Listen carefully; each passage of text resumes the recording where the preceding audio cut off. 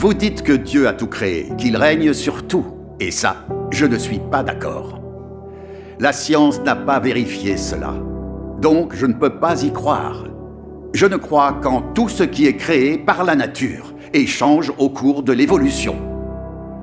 Comme dit le proverbe, les paroles ne sont que du vent, voir c'est croire. Ce qu'on ne peut pas voir de ses yeux n'existe tout simplement pas. Considérons les gens qui croient en Dieu. Qui a vu Dieu? À qui Dieu est-il apparu? Expliquez-moi donc cela. Il me semble clair que la croyance en Dieu est fondée sur l'imagination humaine. En fait, c'est comme dans le proverbe. Si on croit à une chose, elle existe, sinon, non, zip. Écoutez, professeur Sun. Vous dites que parce que les gens ne voient pas Dieu, alors Dieu n'existe pas. Et quand vous vous prosternez devant la tablette d'une personne décédée, est-ce que vous voyez l'âme du défunt? Vous répétez que Dieu n'existe pas et vous prêchez l'athéisme à grande échelle. Mais en privé, vous croyez à de faux dieux et adorez des esprits maléfiques. Ces actes ne constituent-ils pas des mensonges et des tromperies vis-à-vis des gens?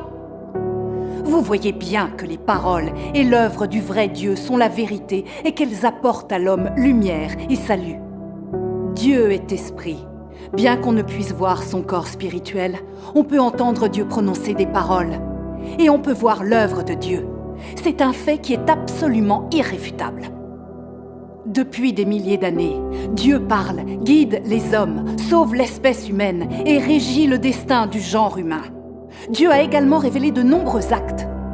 L'expérience humaine et la connaissance pratique de ces choses ont donné lieu à bien des proverbes, tels que « Aide-toi et le ciel t'aidera »,« L'homme propose, Dieu dispose », « Les hommes sèment, mais la récolte dépend du ciel », « Le ciel donne toujours un moyen », « Les plans des cieux supplantent les nôtres », « Le destin de l'homme est écrit dans les étoiles », etc.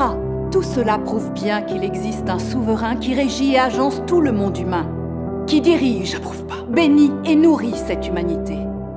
Il y a aussi des expressions fréquentes comme « un esprit observe juste au-dessus de ta tête »,« les gens agissent, les cieux observent » et « on récolte ce que l'on sème ».